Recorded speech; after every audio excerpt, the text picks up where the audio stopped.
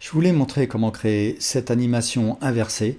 Donc on va utiliser les physiques et on va ensuite les convertir en keyframes pour pouvoir créer l'inversion. Alors je vais commencer par supprimer mon cube et je vais créer un texte. Je rentre en mode edit, je tape mon texte et ici dans le panneau Object Data sous Font, je peux aller choisir une typo qui m'intéresse. Ensuite, je vais faire un clic droit, Convert to Mesh. Je rentre en mode Edit. Je peux, si je veux, supprimer cette topologie en faisant un X Limited Dissolve. Ensuite, je fais une rotation sur X de 90 degrés. Je fais une extrusion. Je vais faire aussi un clic droit, Shade Smooth. Alors, ça va me lisser les ombrés. Là, je peux voir que le lissage n'est pas beau parce que ça me fait un lissage entre les faces qui sont perpendiculaires. Pour éviter ça, je vais dans l'onglet Object Data et sous Normals, j'active Auto Smooth qui va limiter le lissage sous l'angle qui est prévu ici.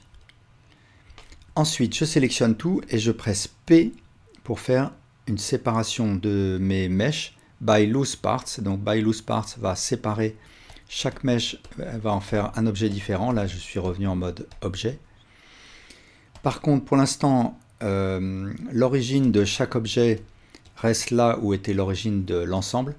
Donc ce que je vais faire, c'est sélectionner tous mes objets et je vais faire un clic droit, Set Origin, Origin to Geometry. Et cette fois-ci, l'origine de chaque objet vient en son centre.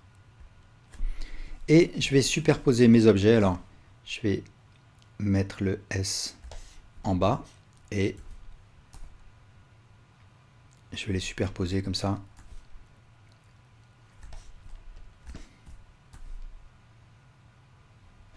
Alors je fais attention à ce que mes objets ne se pénètrent pas parce que sinon ça va poser des problèmes ensuite pendant la simulation de physique. Et puis je vais aussi décaler un petit peu mes objets sur Y.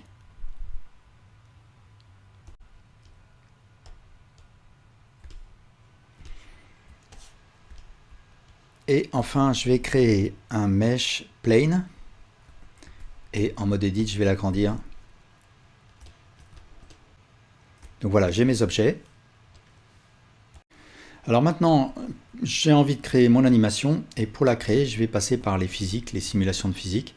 Alors pour commencer, je vais sélectionner mon plan. Et ici, dans le panneau des physiques, je vais lui attribuer une physique, une simulation de type Rigid Body. Donc Rigid Body, c'est pour tous les objets qui sont solides. Et ce que je veux, c'est que le type soit passif, c'est-à-dire que je ne veux pas que mon plan subisse la gravité, mais par contre, je veux qu'il puisse se comporter comme obstacle pour les autres Rigid Body. Je sélectionne ensuite une de mes lettres.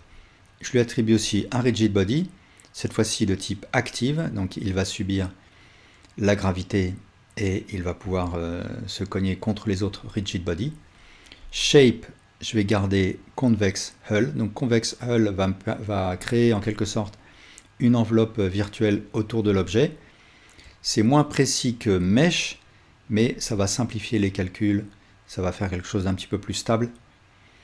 Et ensuite, je vais sélectionner mes 4 autres lettres. En dernier, je vais sélectionner celle-ci pour laquelle j'ai rentré le Rigid Body. Et je vais dans Object, Rigid Body, Copy from Active, de manière à ce que tous ces objets maintenant héritent de la même simulation Rigid Body avec les mêmes paramètres.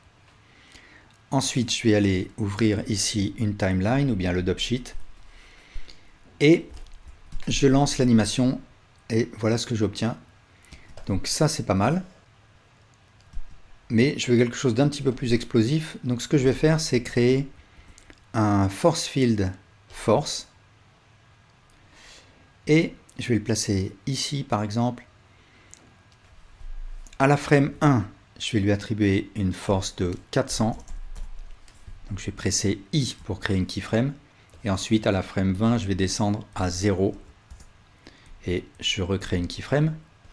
Et je regarde ce que ça donne. Donc voilà, ça donne quelque chose d'un petit peu plus explosif, c'est ce que je veux. Alors, je veux pas que mon T là glisse, donc ce que je vais faire, c'est sélectionner mon plan et sous Surface Response, je vais augmenter la friction, je vais mettre par exemple 30, je vais voir ce que ça donne. Voilà, donc là ça me convient mieux. Ce que je peux voir, c'est que, alors je vais un petit peu allonger ma timeline là.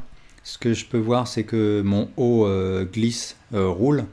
Donc pour éviter ça, ce que je vais faire, c'est sélectionner mon haut et Shape, au lieu de Convex Hull, je vais choisir Box.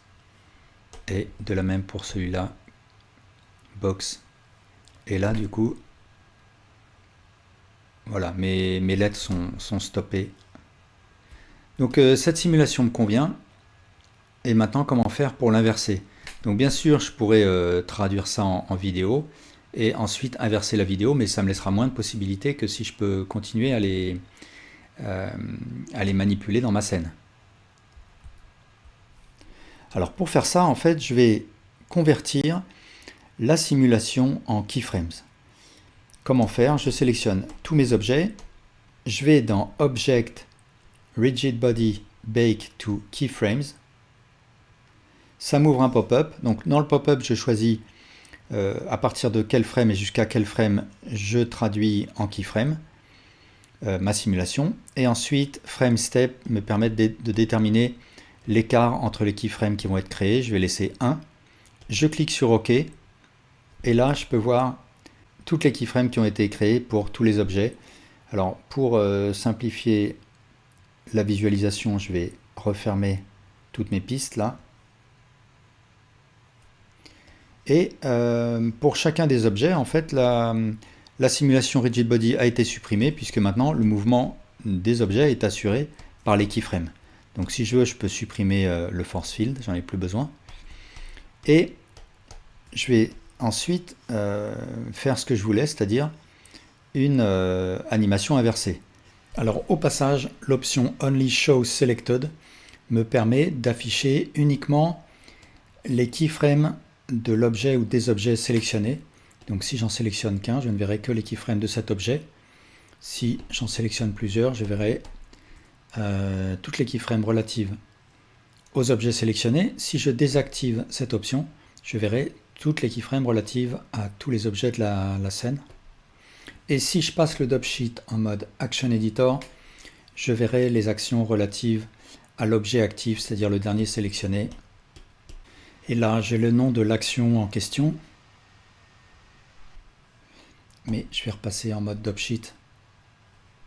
Donc ce que je vais faire, c'est ici sélectionner tous mes objets. Et ensuite, dans le dopsheet, je vais mettre mon player à la moitié à peu près. Et faire un SX-1, ce qui va inverser le sens des keyframes. Et maintenant, si je lance la lecture, je peux voir que ça inverse la lecture de mon animation. Alors, il ne se passe rien jusqu'à la frame 102, on va dire. Donc je vais supprimer toutes les frames qui arrivent avant 102.